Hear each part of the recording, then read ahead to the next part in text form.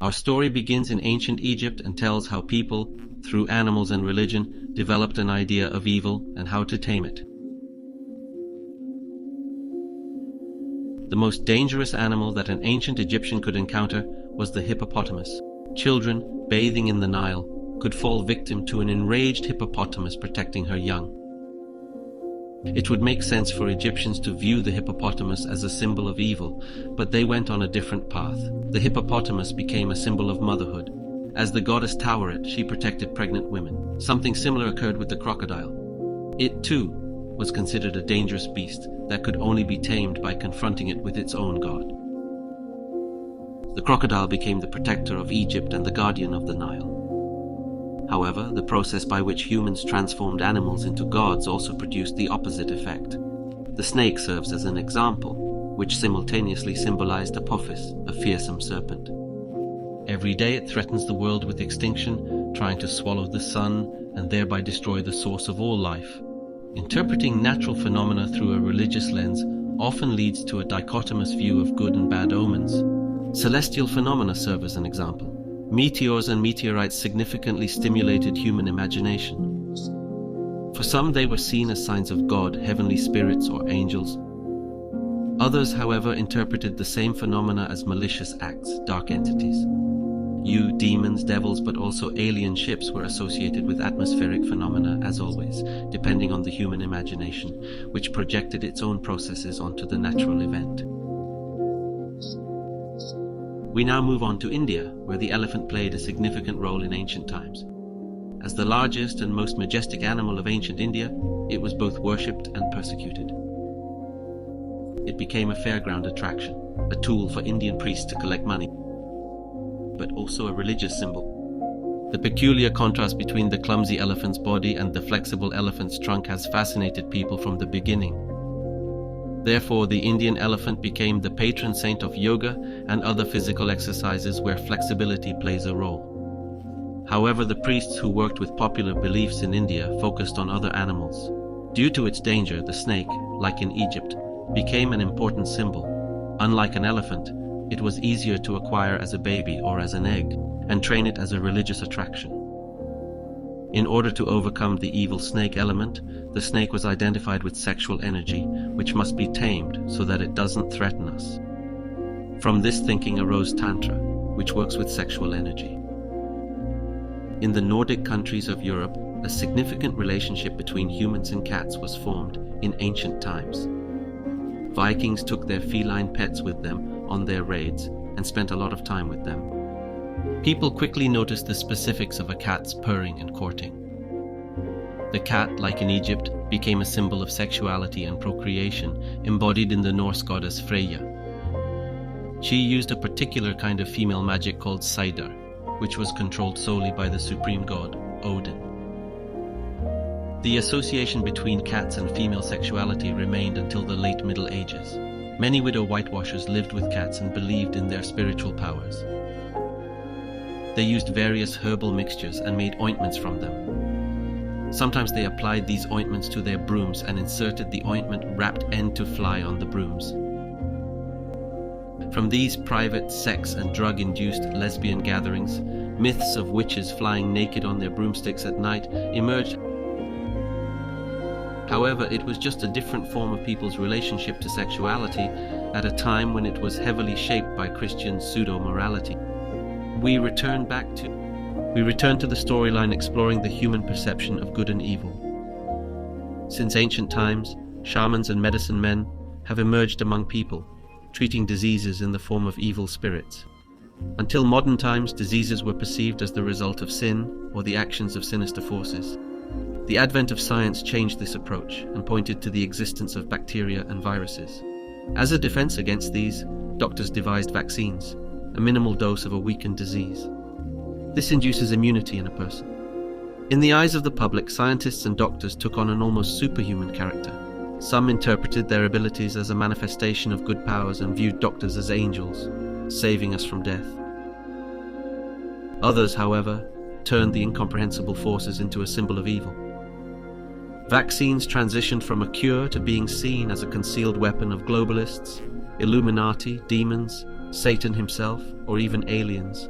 And right now, from this anti-scientific thinking arose the Atmán movement, also known as MISA. We return to the Indian aspect of the story, the practice of yogic exercises. In the post-colonial era, India became the largest exporter of yogis and gurus of all kinds. There were many individuals who envied the Indian priests for their wealth and influence. Among the most famous gurus who brought Indian spirituality to the West, for example, is the sexual predator Sirishin Moy, spiritual, the terrorist Osho, the abuser Bikram, the pedophile Sai Baba, or the greedy leader of the Krishna movement, Prabhupada. Some of them only taught meditation, but many became famous yoga teachers. Yoga was presented as an ancient Indian tradition through which a person can achieve incredible physical feats. Each of the gurus created their own system, which their followers had to rigidly and fanatically follow. From each of these movements, over time a cult developed, threatening its members' freedom of health, and one of these guru movements also became the Atmán movement, or MISA, in the West.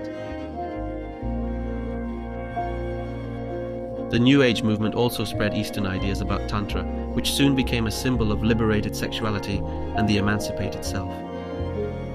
It was from such an approach that Gregorian Bivolaru, a young Romanian firebrand, emerged in the 70s.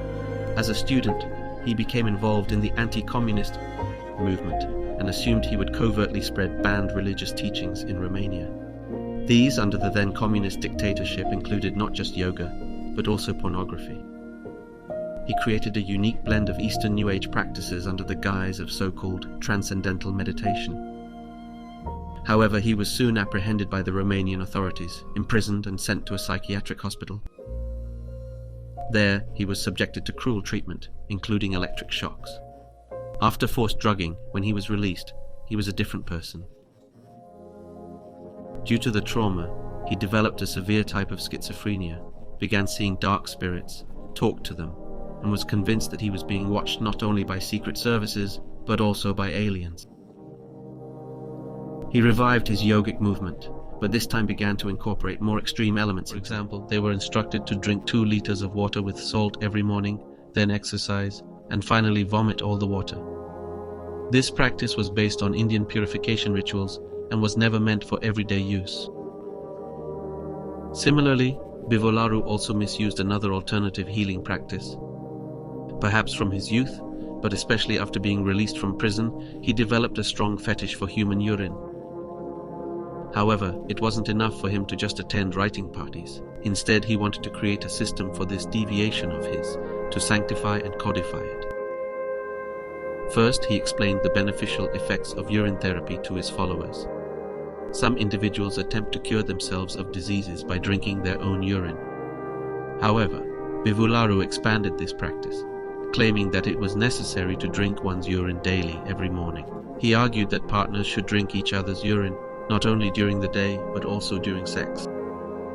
In the end, this fetish became holy law. The women of the Atmán movement are encouraged to have a so-called urinary orgasm, which was Bivola's invention. The woman is coerced to drink many liters of water and then masturbate and urinate at the same time until she reaches orgasm. Even after his release, Bivolaru was prosecuted several times. At one point, he was even convicted of pedophile abuse. Despite this, he always managed to escape the problem and run away again. He was finally arrested in the fall of 2023. He spent his last years in a complex of hidden apartments in Paris, where he had his own harem of dozens of women. From all over the world, including the Czech Republic where MISA had spread, Yugin schools sent him young girls who were drugged and brought directly to the guru. In the Czech Republic, it was organized by the so-called Resonance Association. Through manipulation, they were eventually persuaded to allow themselves to be raped by Bivolaru. According to him, it was a tantric initiation. To date, the police have identified almost 100 victims, but the number is certainly much higher. Bivolaru himself claims that he has consecrated several thousand virgins, declaring that if he consecrated 20,000 of them, the world would be saved from destruction. Those women who were successfully initiated, Bivolaru sent them to work in strip clubs, brothels, and homes. At the sex lodges owned by the Atmán sect, Apart from daily orgies with strangers and drinking each other's urine, they were forced to undergo harsh labor discipline and accept a range of punishments, which eventually kept most of the women under control for decades. During her stay, she is usually not allowed to leave the house. Of course, the women do it all for free as a so-called karma yoga, and Bivolaru collects all the money. However, there are also women who can't stand the psychological pressure. They start to fall into depression and sadness, but by that moment, they are already so manipulated that they are afraid to leave. Bivolaru teaches them that they are the chosen goddesses, helping men to raise their sexual energy, and thereby wage a galactic war against the dark forces. Brainwashed women become prostitutes not only to Bivolaru and the male members of the sect, but also to an imaginary group of good aliens from the Galactic Federation. These aliens allegedly protect our planet from asteroids in exchange for sexual rituals. If the women left, they would destroy not only themselves, but everyone else's life as well. Thus, many women who do not want to be there inwardly eventually succumb and surrender to this perfectly thought-out system for the abuse of women, the main brainchild of which is Gregorian Bivolaru himself.